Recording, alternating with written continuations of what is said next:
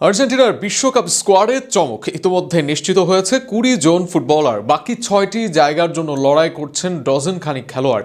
সেক্ষেত্রে কোন 20 ফুটবলার নিশ্চিত লিওর শেষ বিশ্বকাপে আর কারা বাদ পড়ছেন তা নিয়ে থাকছে প্রতিবেদন।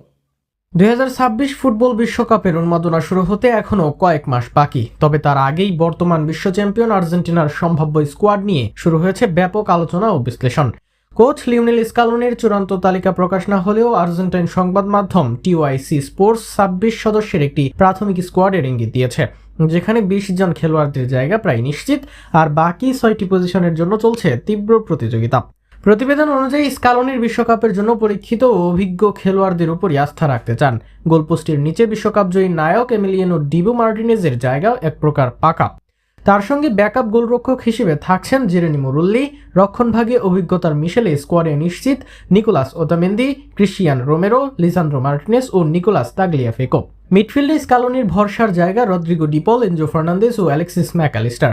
তাদের সঙ্গে নতুন প্রজন্মের প্রতিনিধি হিসেবে জায়গা করে নিচ্ছেন তরুণ প্রতিভা নিকোলাস পাজ, যাকে ভবিষ্যতের বড় সম্পদ হিসেবে দেখা হচ্ছে।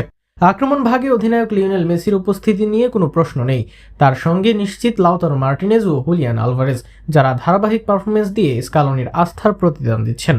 তবে স্কোয়াডের বাকি 6টি পজিশন ঘিরেই মূল নাটক। তৃতীয় গোলরক্ষক হিসেবে ওয়াল্টার বেনিতেজ এগিয়ে থাকলেও রক্ষণভাগে হুয়ান ফয়েত ও তরুণ ভালেন্তিন বার্কোর মধ্যে চলছে হাড্ডাহাড্ডি লড়াই। মিডফিল্ডে ফ্রাঙ্কো মাস্তান্তোনো ও আক্রমণভাগে হোসে ম্যানুয়েল লোপেজের অন্তর্ভুক্তির সম্ভাবনাও জোরালো। অন্যদিকে বড় চমক হয়ে উঠতে পারে পাওলো দিবালার সম্ভাব্য অনুপস্থিতি। চোট ও অফ ফর্মের কারণে আপাতত স্কালোনির ভাবনাই নেই এই তারকা ফরওয়ার্ড। একই কারণে মাতিয়াস সুলে ও আলান ভারেলাকেও বাইরে রাখা হয়েছে। তবে বিশ্বকাপ শুরুর আগে ফর্ম ও ইনজুরির পরিস্থিতি বদলালে এই তালিকায় পরিবর্তন আসতে পারে।